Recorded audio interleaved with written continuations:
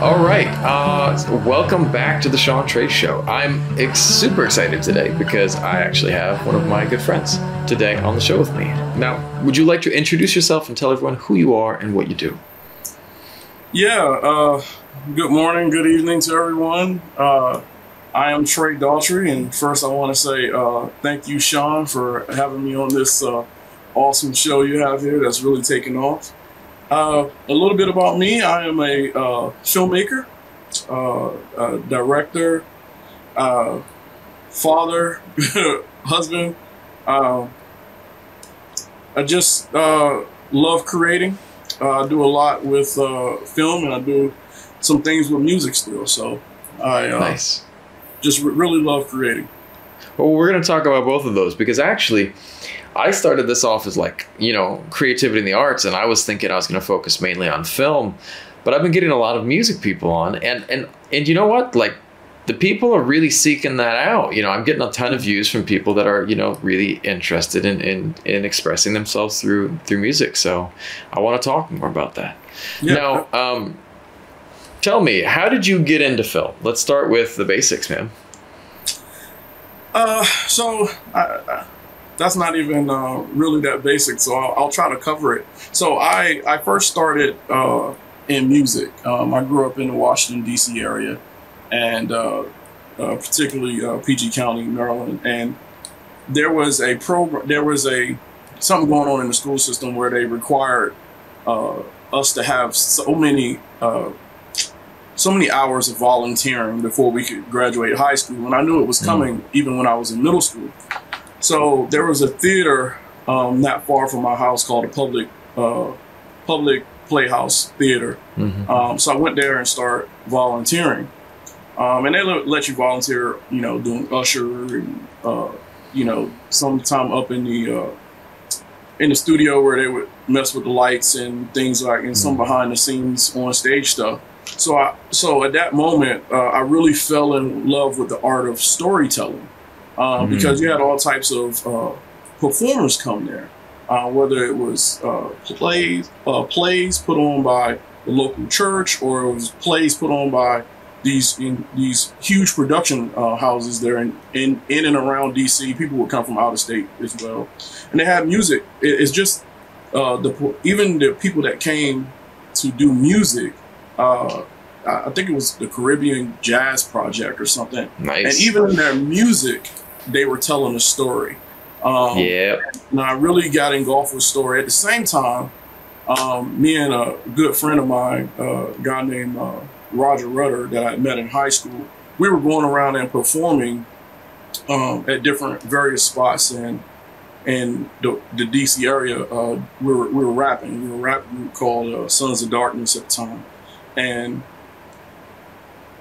from that, and if you've ever been to Washington, D.C. area, there's a music called go-go that is like, go-go is everything in D.C. And it's not short set music. It's like, a song can go anywhere from 3 minutes to, 15, 20 minutes, and it's just about the groove. And it's about the groove and, holding it there. And really, it's about and when you start to understand story, it's about a story. And everyone's telling a story, be it through their music or whatever. And people start coming to me saying, hey, man, we start talking and say, hey, I would really like a music video, for the songs they were performing, hip hop, whatever. And I was like, yeah, I really are not into that. But then I started to realize, even more than the lyrics, what I really started to care about was the message and the story that I was trying to tell. One way or another. So then I start, at my, I was in the military for I guess I didn't say that. I did 20 years in the military, a little bit in the Marine Corps, a little bit in the Army. And it started to occur to me on the side, on evenings or outside or weekends, I would start doing video and weddings for people. Someone needed it done, and I was like, I'm pretty savvy with technology from dealing with music and, making beats or whatever. And even in doing weddings, I started to develop, hold on, there's a story here that is told. Right? If you do it right, there's a story. So this recurring theme of story just start popping into my head, and it's like, how can I best tell the story? And that started to progress in cinema. I mean, in various churches, I worked on their media program. Capital Christian Center in Washington. Was my church in Georgia. I was on their drama team. Capital Christian Center, that's Washington. I cannot think of the name of that church right now. I'll remember it and say it at some point here. But yeah, so and then me and my as I got closer to getting out of the military, I kept getting these these offers or things from Full Sail University, and there was a decision to make. What do you get out of the military and chase that dream, or do you not? And I kind of heard God say, I got you. And I know that not to get super spiritual, but it was like, God, I got you. God was like, I got you. And I was like, can I do my career and do film? And I literally heard him say, you can do both. And from that moment, I started like literally studying everything I could get my hands on where it came to film. And I mean, this started with a passion probably back in 2010. And I've probably read not every book, but definitely all of the big ones. And I keep them in my catalog. So it was a progression. That's a very long answer to your short question. No, that's a great answer. This podcast is about going wherever the conversation goes, man. We can deep dive if you want. And I guess so then I guess the icing on the cake was right before I got out of the retired out of the military. There's a project called I Was There. The I Was There project, and it's General Patton's grandson, I believe I forget his name, but he was the author of this, and he was kind of taking it to all around the bases, and it's all about getting soldiers that have been in combat and getting them to tell their story through film. And generally, as a leader, I was always about, hey, let's send the soldiers. Send the troops to do these little excellent things, these side projects. But this particular one, I was like, you know what? I'm going to go do this one. I got one of my squad leaders to cover for me for a couple of days, and I went and do it, and it was an amazing experience because some of the stressors and things that you encounter through just being in the military or being in combat situations, to be able to express that through film. And then it was like maybe a 2-day project, man. And at the end on the third day, we got to bring in our families and everybody and have a viewing.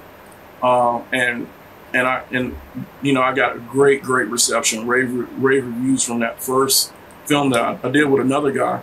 And from that moment, that was the moment when I was like, okay, I can do this. Yeah, you're hooked. You're hooked. That was it. That's awesome, man. Well, I want to talk a little bit about your military background. One of the things that I've noticed is that, and again, this podcast, I'm really, really, really trying to draw people from all sides of the aisle. Like people that have all types of experiences internationally, U.S. and overseas. Next, like I got, some people, like I had my friend Wowie on, who's a rapper in Vietnam. I'm getting people from Europe. I'm getting people from my friend Nasambu, who's a Kenyan recording artist. She's coming on next week, and she's awesome. We went to school together, and she can she can play. She can sing. Like she is just one of those innate musicians, and she plays guitar so well. We studied acupuncture together, which was pretty cool. Sweet. Yeah. It was pretty trippy. I dropped out of school, moved back to Southeast Asia, and my mom loved that. But but you have this military background, and that's always really interesting to me because, and this isn't a judgment about anything, but I've tended to see that a lot of the people in film predominantly are more to the left. You know what I mean? And it's just an observation that I've seen a lot of voices that are more from the left. And I know you, and I wouldn't say that you're from the right, but you have a military background, and that is a very different thing. And I haven't seen a bunch of filmmakers that I've met, especially not in LA, that have a military background. So talk to me about your military background. And what did you do in the military, if you don't mind talking? So, I'm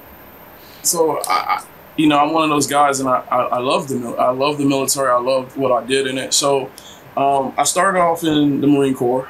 I went to Parris Island back in '98. I'm dating myself a little bit, but it's okay. I did that earlier today with another podcast. It's like, when I was young, we were listening to cassettes, and the kids like, cassettes? And I was like, damn. Records back here. You're at Parris Island when you're 98. Parris Island, man. It was a super. No one will ever say Parris Island was a great experience, but everyone who went there and graduated is super proud of it, as am I. So I did 4 years in the Marine Corps down at New River. Most of it was at New River Air Station. Went out on 2 cruises.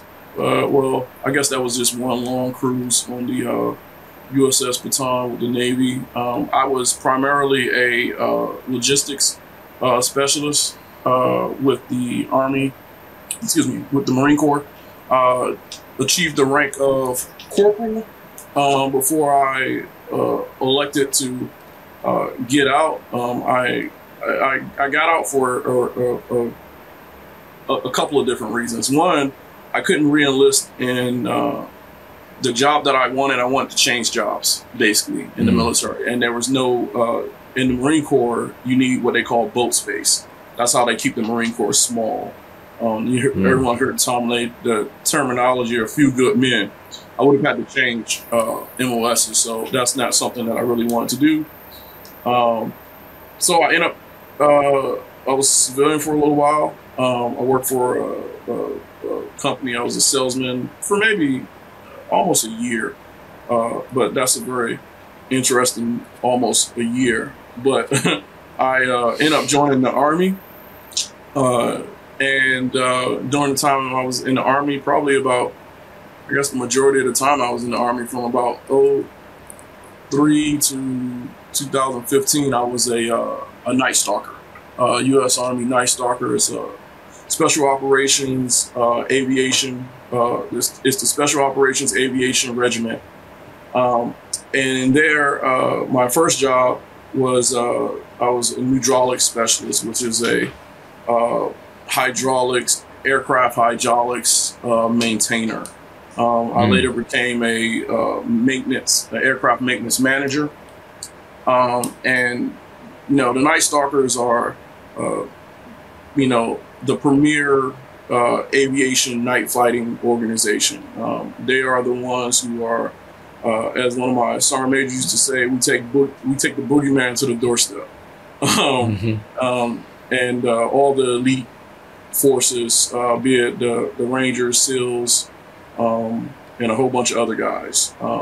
And we get after it pretty good. So did that for a pretty long time. And then after I left that organization, went out over to Fort Eustis and became an aviation instructor, helped set up the hydraulics training school training school there at Fort Eustis. But it's all that experience and all those things were really good and really fun for me, and they really inform who I am. As far as I come from the like I said, the what we call the DMV, the DC, Maryland, and Virginia area, and that area is we should say inside the Beltway. Outside of the Beltway is for Prince George County, outside of the Beltway is probably one of the the richest areas for Black people in America. It's always comes in at least in the top 5. But inside the Beltway, closer to the Washington D.C. area, is a different story. And you know, some people would say, you know, the hood, or I like to say urban environment. There's a lot of people employed. They're just not making the money that they want to be making.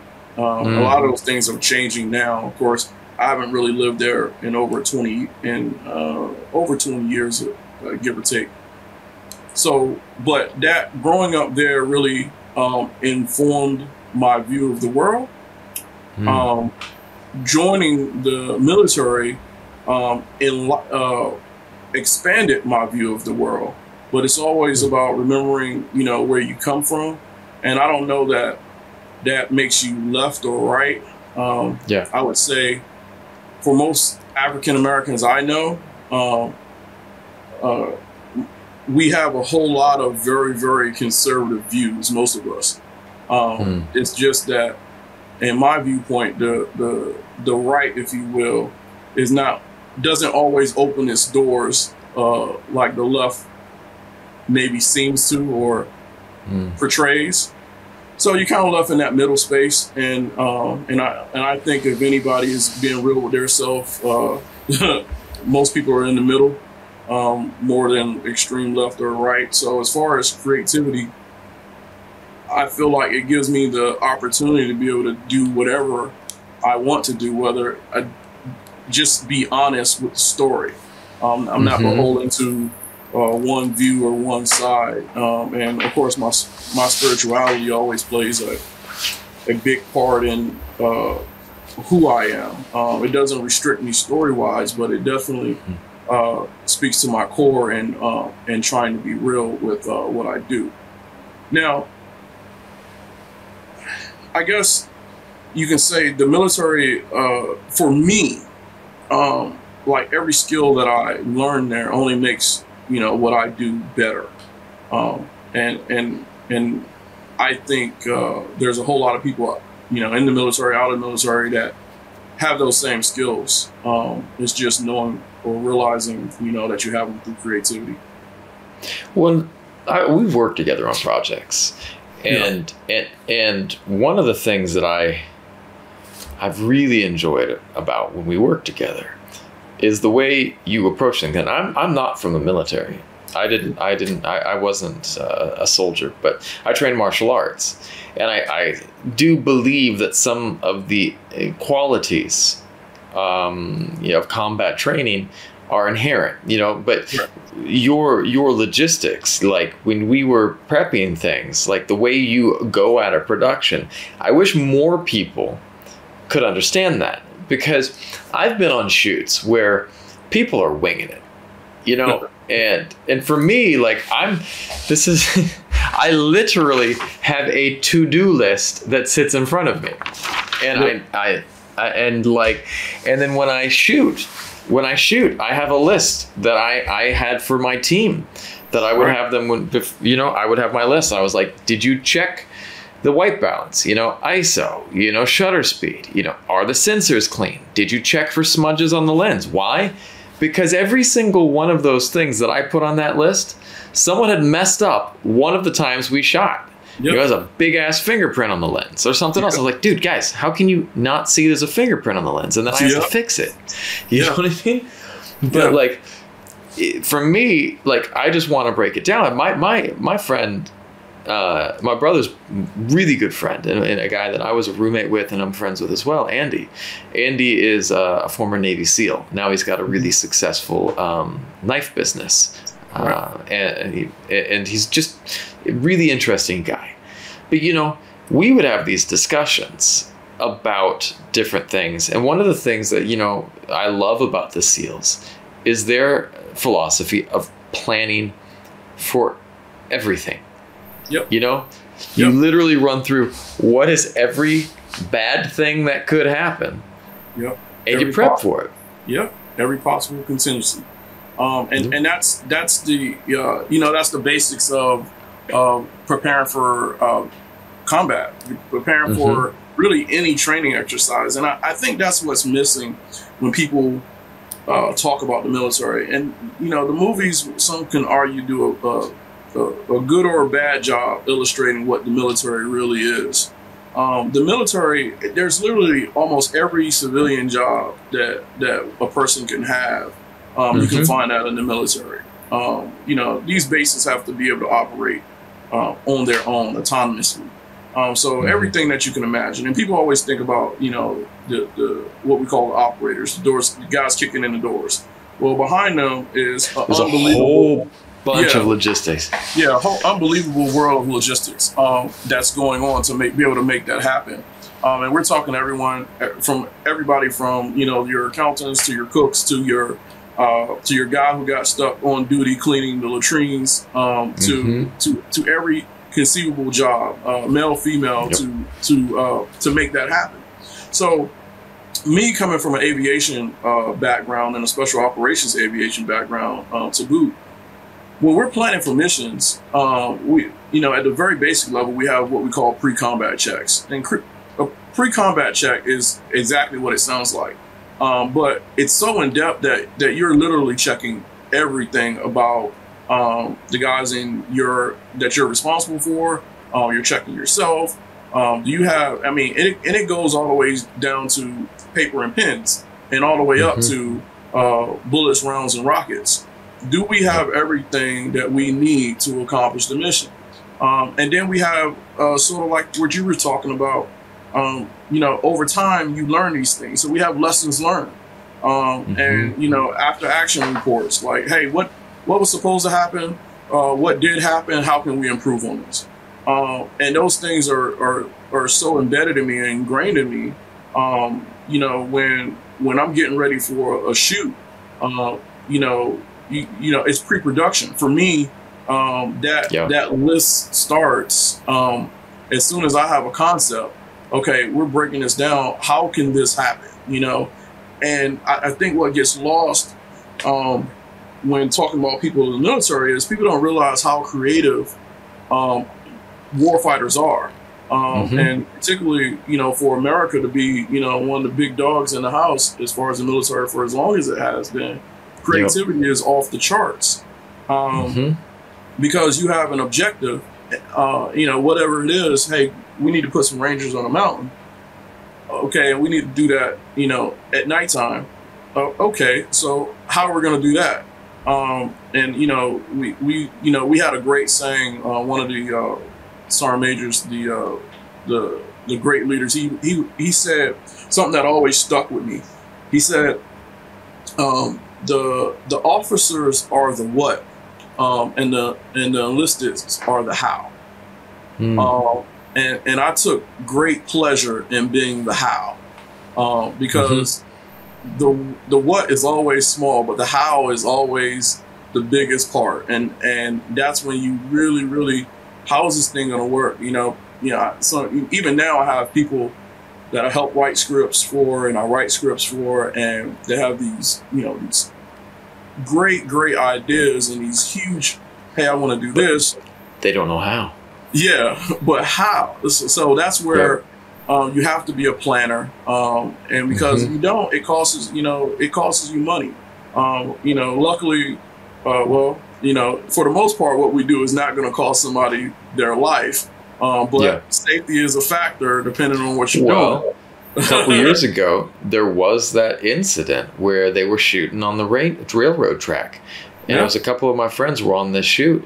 And there was this one, I can't remember her name or the specific details, but she was part of the camera team. And they were on a train bridge. And train came along and the girl passed away. And so, you know, if I have to think that if there had have been, in all honesty, there had to have been some type of slip up there at some point in time in the production that was, you know, you know, if you're operating, my point being, like from that Navy SEAL perspective, if you're on a train bridge, the train's going to come. You anticipate that. Like that's your basic assumption is like, because you know, you go for kind of Murphy's Law right at the get go. And I don't know the details of that situation, but I am saying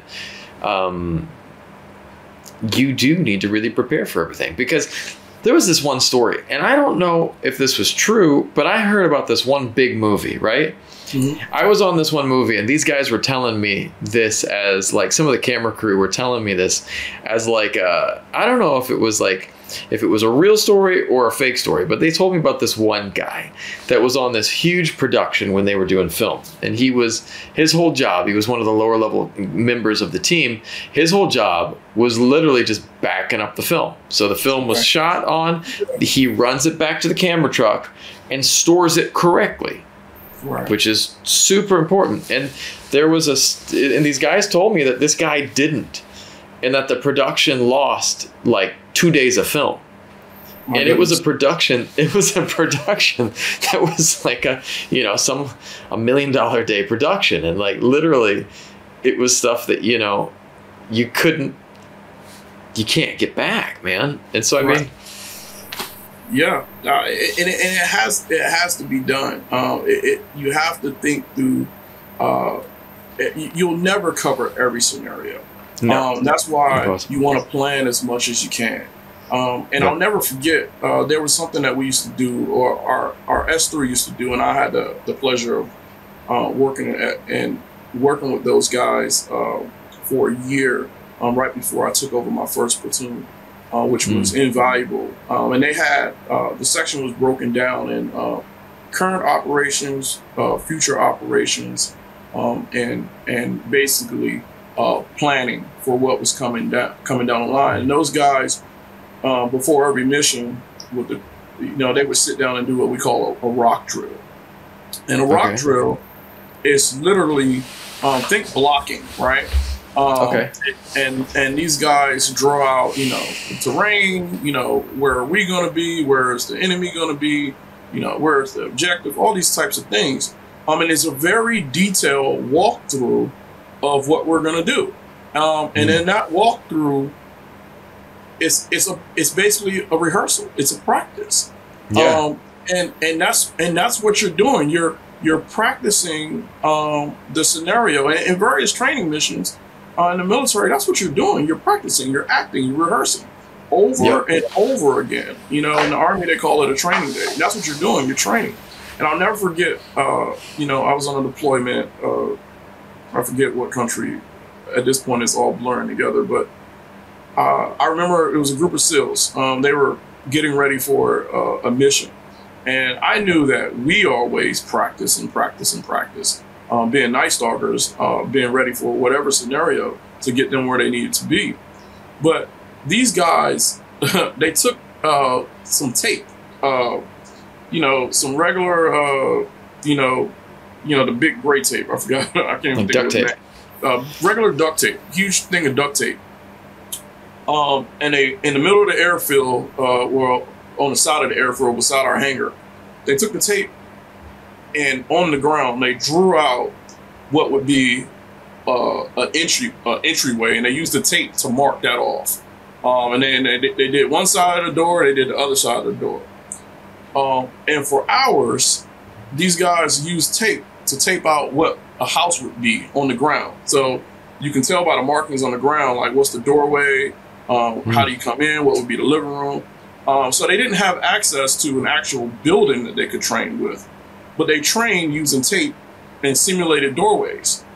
And I was like, man, there is absolutely, this is arguably, some of the world's best fighters.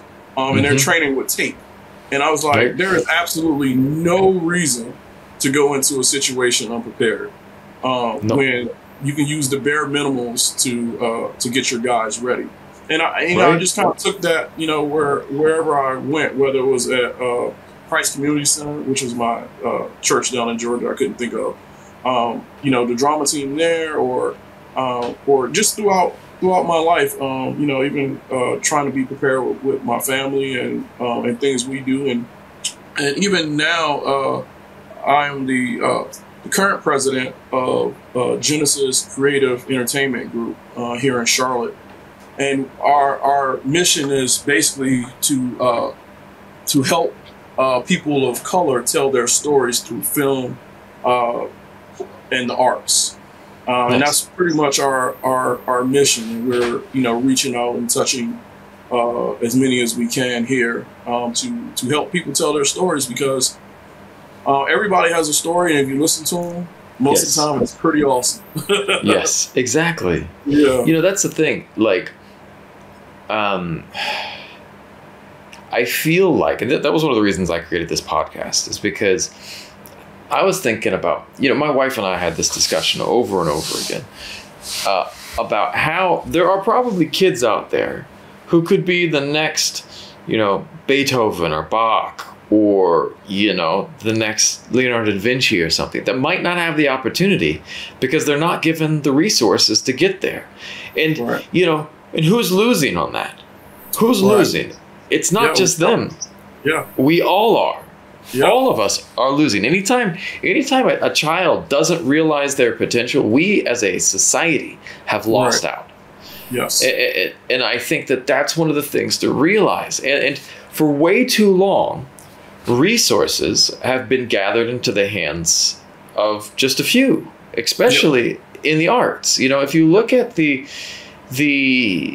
study of musical instruments, you know, and I love Carlos Santana, because Carlos Santana had this big initiative for a long time to get instruments into the cities, get instruments into the schools that didn't have them. Yes. To me, that's so important, but not just music. Now I'm hearing about programs that are developing film for people that are in communities, and I'm not just going to say inner cities, because it's not just the cities. It's there's communities all over that don't have access to the arts, and you know, some in rural areas as well. And I think that it's so important that we step that up, because if we can read the story or watch a movie about someone else. I'm sorry. No problem, no problem. Should turn that off. I've had puppies, I've had everything diving in on this so far, man. We got everything. But you know, I watched the movie Parasite the other day. Yeah. And for a long time I didn't like Korean cinema. Not because I'm just not a fan of K-pop. Like, and I might be, you know, thrown to the wolves for that, but you know, it just wasn't my thing. Hey man, I lived in Korea for a year and went back a couple of times, and you got to be around it. It actually, I gotta say, it grew on me. Dude, it right, and that's what I've heard. So I just wasn't a big fan of K-pop, but you know what? If I'm there and I'm around it, but it wasn't for. But here's the thing: I wasn't a fan of Korean cinema. Right. But then I asked myself a question: how much Korean cinema have I watched? And I was like, suddenly I was like, hang on, I'm judging like a whole area off of like 2 movies that I've seen. You know what I mean? That's not fair. Like, we have to be able to be exposed, because it's like someone saying, listening to one country music person and saying I hate country music, or one rapper and saying I hate rap. That's your sample size is too small. It's impossible to say. And so I think that, you know, like, and you know, let's be real, there's a long history of racism that has played into that. Like, they can't get around that, you know. Very true. And I think that, you know, and we're still massively dealing with that. Like, does anyone want to say the Emmys? I mean, come on. You know, it's interesting because, you know, racism plays such a big part in our experience. And I don't think people understand racism when we talk about it, because and I don't think, you know, whether it's people of color or people in the majority, I don't think people really understand the effects of it, because you get used to seeing certain types of stories about certain types of people. And it has an effect on the people who are making the stories and watching the stories. And you like, you know, and it plays an effect. I was in a chat the other day, and this young lady had shared, she's a screenwriter, and she's into sci-fi, as I know you are and I am as well. She's into telling sci-fi stories, and and she was very forthright and very passionate, and you could tell by how she was writing her post that she really couldn't express herself through with the pen. And she was upset that whoever was reviewing her script, and she had taken it to several different agencies, did not want to see an African American in that role of the lead sci-fi person. Think about this. Biggest dropped ball in recent history, in my opinion, for a person of color in a awesome sci-fi role.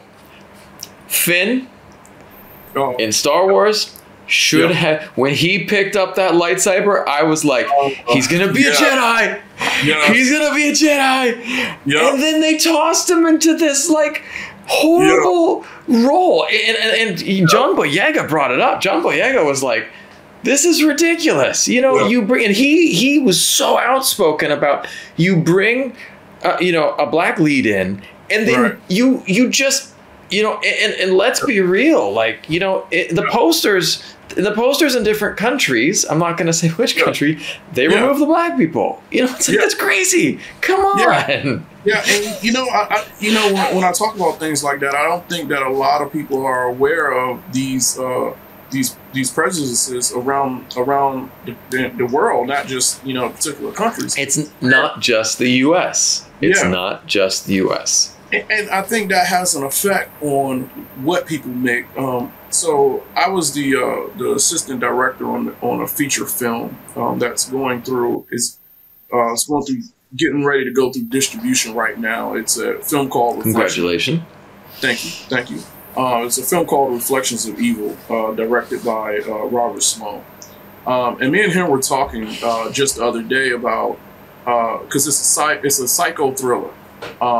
And it has a female lead. Matter of fact, Crystal Gardner. Crystal, right? Yeah. You're familiar. She's a sensational actress. And it's amazing actress. Yes. And we're talking about, how do we market this a sci-fi thriller, sarcastic thriller, because we know that, and we've ran into a few doors already, and we're like, and they're shut. Well, okay, we'll find another way, because, you like the story, you love everything. When we're briefing it to you, you're like, oh, this is awesome. And then you see the poster, you're like, and then you're not returning phone calls, and we're like, okay. And we don't want to go to, hey, that's it, that's the thing, this whole racism thing. You don't want to go to that. Because we're all professionals, we're like, maybe it's something else, yada yada yada. Yeah. But when you scrape everything else away, you have to wonder. But that's there. And the conversation that me and him were saying was, when it comes to quote unquote hood movies, or movies are made about the urban areas, right? And there was a discussion, a lot of black creators make these types of movies, and the conversation and the question is, are we making, more of those types of films made because we know that this will get accepted, or more of those types of films made, and my belief is people are making what they know can get them the attention so they can get through that next barrier. And there's nothing wrong with urban stories, they have to be told. But I know a lot of black sci-fi creators that are trying to get their stuff in the marketplace that are just struggling. Another project that I'm working on right now, and we're working on, it's a streaming series, and we're working on episode 2 right now, is Super Sheroes, written by Crystal Joseph, directed by Lance. Lance. I always call him Lance. Can't remember Lance's last name. Lance Gibson. Anyway, I'm sorry. But once again, a great story about 4 black women who've been friends since they were children, who grew up in the church, that now realize that they have they've had these supernatural spiritual gifts. And it's awesome. It's, people walking through portals, people with superpowers, people being able to heal, people seeing into the future. Awesome. And it's just, you know, it's that whole world of creativity that I think that we all need to keep, you know, everyone has to keep working. And we have to be able to see people, regardless of race, creed, color, whatever, in these different lights, so we can understand and respect these stories. And that way it gives those creators more of a license to bend the rules and to show you something you've never seen before. And this is something my wife ran into, being Asian. You know, she was looking, and we've had a couple casting auditions in the U.S. that were actually some really, you know, high levels things, but yet they were still for like a woman who works in a nail salon, and then another one was like Asian, you know, Asian maid, and she was like. And my wife was like, there's no way in hell that I'm auditioning for those. And I'm like, I completely support that. Like, there's no way. You know, people like, and it's like, people, we have to get, I still think people operate within these horrible, not horrible, but like really strongly rooted stereotypes. Oh yeah. And they're like, well, it's not racist. Like if you're not like calling someone a racial slur, you're like, well, it's okay. But you know, it's like, hang on, but perpetuating stereotypes doesn't help the situation. You know what I mean? Jeez, man. Yeah. Why I would love to see some more sci-fi with black leads. Like that's awesome. And that's and you know, not to hark back to the military experience, but that was one of the things that I really enjoyed about. I remember you talking about this before. Yeah. So and everyone's experience was different, but I can speak to my experience.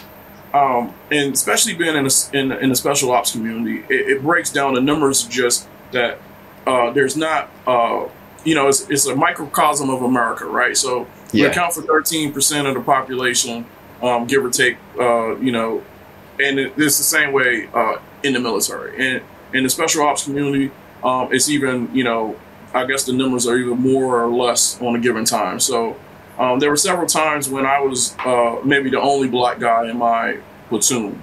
I remember being in my first company, and I think I was the only black guy. Yeah, I was definitely the only black guy in my platoon, and may have been in the company at that time. But no, not in the company. There was a couple other guys. There was a couple other. Yeah, it's probably about. I'm going back and forth because I want to be accurate here, but I think out of our company of maybe there was 15 of us. And a company you're talking about 100 guys, 200 guys, 300 guys sometimes. But there was a few instances where, you know, there were some off-color jokes, but it was squared away really quickly. But for the most part, we were tight, man. And it didn't matter where you came from, and you know, your financial background or your race background, and to this day, a lot of those guys, we are super, super tight. And because you look past that. I mean, even in the Marine Corps, we were tight. And into the Army, we were super tight, and I'm still tight with a lot of those guys. And it forces you to work with all types of people from all types of backgrounds. And one of the really cool things that you find out, the majority of our issues have nothing to do with race.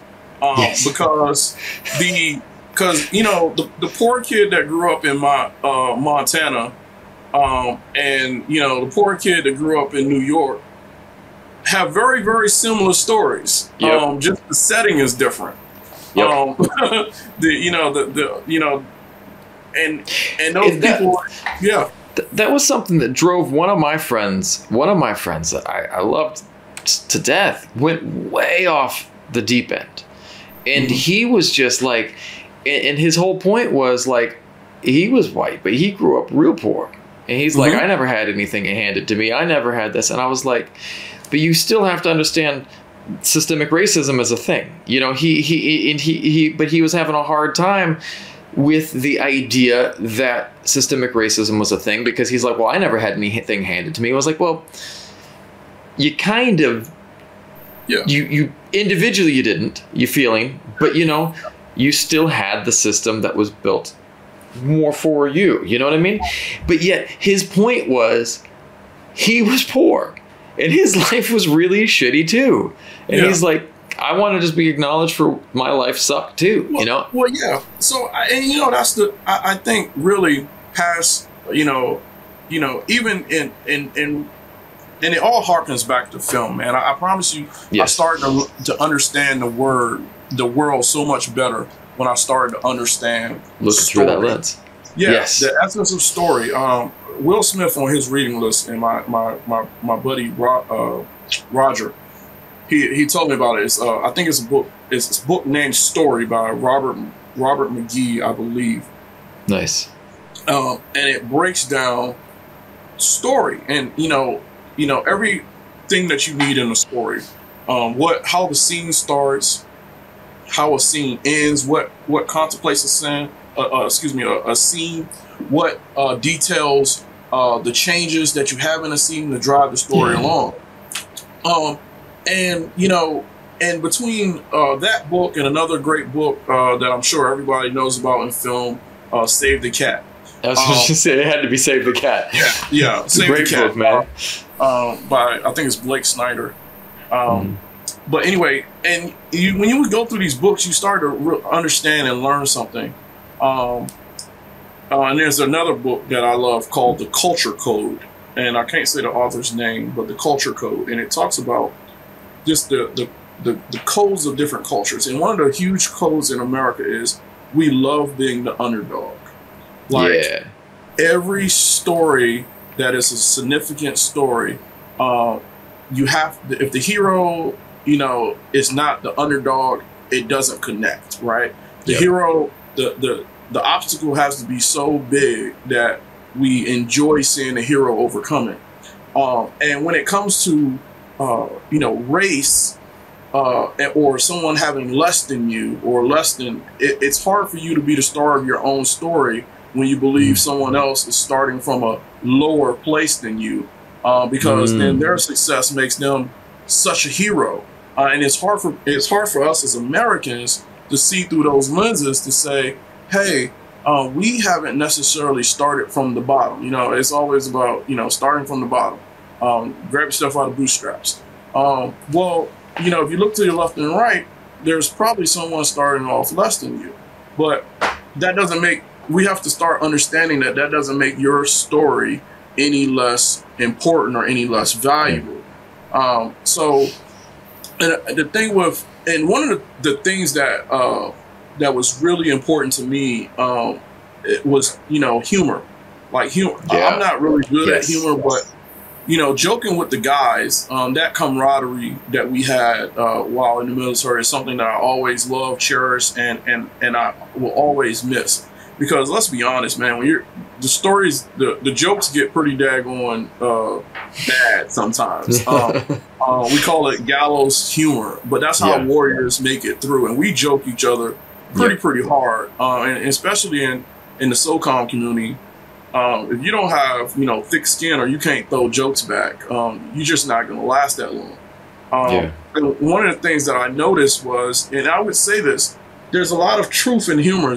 And that's why I think our comedians are so great. You know, really the great ones, Dave Chappelle's, the Chris Rocks, I forgot, George Carlin. George Carlin. People that can, because, you know, one of the books on screenwriting I wrote, there was like, you know, you got to be careful when writing humor or portraying humor, because on the other side of humor is extreme pain. They live in the same space, and the good comedians can flip that to something. You're laughing at something you should be crying at, or crying about. And particularly in the military, we would have these jokes, and one of the jokes that we were saying, and you know, I was like, listen, you know, it was a big funny thing, and we would say these things all the time, but people are very aware of society and societal norms, because there was a joke that we were like, hey, the cop comes. I was like, hey man, let's cut off this craziness. I forgot what we were doing. I was like, if a cop comes in here right now, we all know who's going to get arrested. and we laugh and it's super funny, but there's truth behind it. There's truth to yeah. And we, you know, a group of my guys, we would go out right when the war kicked off, and we were talking about, you know, there's a whole lot of American pride, if you will, about you know, us going to war and fighting, and you know, all that goes patriotism, if you will. Mm-hmm. And you know, these guys are coming. This is not a big thing, and but it's something that I remember, and all these things inform my storytelling, because you need to be able to tell a story from you need when you go into a scene, you need to know who the scene is about, right? And the scene isn't always about the lead character, I think that's where a lot of filmmakers go wrong. Sometimes the scene is about that supporting actor. For example, a great movie, Paul Giamatti. He's one of my absolute favorites. Love Paul Giamatti. Yeah, he's a great actor. You know, in the movie Cinderella Story, there's a lot of scenes, not a good amount of scenes that are about. Russell Crowe is in the scene, but the scene is actually about Paul, his character. So I say that to say we had this joke going on about, you know, all these guys had gone out to eat, and I wasn't there while I was working, you know, working out, doing lunch or whatever I was doing. And at various times, they had gotten their lunch paid for simply because they were soldiers and they were in uniform. So, you know, they were giving me a bad time. You know, I was the squad leader at the time. They were like, boss, you got to go out and eat with us. You got to go out and eat with us. And no one's going out to eat to get their lunch paid for. But it would happen from time to time during the beginning of the war, or during the middle of the war when things were really hard. But every Friday we tried to go out and eat, and from time to time people would pay for lunch. And one of my guys noticed. He was like, and this is a white guy from the country, from Virginia. He's like, you know, every time you're out with us, we don't get our lunch paid for. And I was like, that's pretty messed up. And you know, I had another buddy. He was like, what does that mean? I was like, I don't know. You know, and he's like, that's messed up. And you know, I went out a couple times to eat without them, and they was like, you know, it was kind of like a thing, like you haven't got, no one's paid for your lunch. I was like, no, not yet. And one night we were in Washington State. I had moved from PCS to another duty station. And me and my wife were sitting down, and I happened to be in uniform. She met me for lunch. No, we were still in Georgia. She met me for lunch. We went somewhere. And this older guy, white guy, came over and said, hey, how you doing? And I'm saying, I'm doing fine. He's like, looking good, soldier. I mean, yeah, looking good, soldier. Went by and sat down, and I was like, you know, I love the older guys. I didn't know if he was a war vet or not, but just the way his reference to the uniform was either he knew someone or he was very familiar with it. And the waitress comes over and says, do you guys want anything else? Your lunch has been paid for. And I was like, freaking awesome, right? And, you know, thank you or whatever to the guy. And he just kind of waved in the quiet way that older men do. And I couldn't wait to get back to the hangar to tell my guys. And I was like, hey, man, the curse has been lifted. And I only tell that story to say that was one of the times when I wasn't, even though it was about me, it was about my guys realizing that this was happening, and realizing that this was a thing. I mean, and it happened. Yeah, go ahead. No, and that's one of the most important things I think about is, you know, with racism and things like that. I think that there are like really horrible racists, but I think the majority of racism is ignorance. Mm-hmm. It's a lack of familiarity with other cultures, with other people. And I think if we can educate people, it's so much easier to have that ignorance fade. And then people tend to realize, wow, that's crazy, you know? Yeah, and I think that, you know, and we have to want to see, you know, and feel comfortable, because it has an effect on the film. Mm-hmm. It has an effect on the creator. It has an effect on the person creating. Mm-hmm. There was a Marvel has a podcast where there was a black animation artist, and she was talking about how she had never drawn, and she's a great drawer. I forgot what series she works on, but she had not drawn a black superhero character, and she's a black person, because she had not seen herself in those roles or felt comfortable with making the superhero black. Wow. And I say that to say, so it doesn't only there's not just the whites or the majorities that have over time are conditioned or programmed or see these images. It's also the black creator who has to see themselves in that light as well, and be willing to lean forward and be relentless and put themselves in that place. And you know, whatever you're going to do, you just got to be relentless. Whether it's creativity, and all the other things will come. Like if creativity is really your thing and you're really trying to do something different, and creativity to me is about doing something different in a space, right? I think was it James Cameron? I think he said, I was listening to something he said. He was like, you gotta know the rules so you can break them. And just be relentless at that, and it drives everything else. Everything else, I believe, and I pray and I have faith, will handle itself if you just be the best you can be. And that means, you know, I have a craft, something that I want to do. Study. Know everything you can possibly know, and then just jump. But you know, but don't study to the point where you don't do anything. You got to get out there and get it wrong. One of my favorite quotes is, you know, I failed my way to success. 100%, man. Yeah.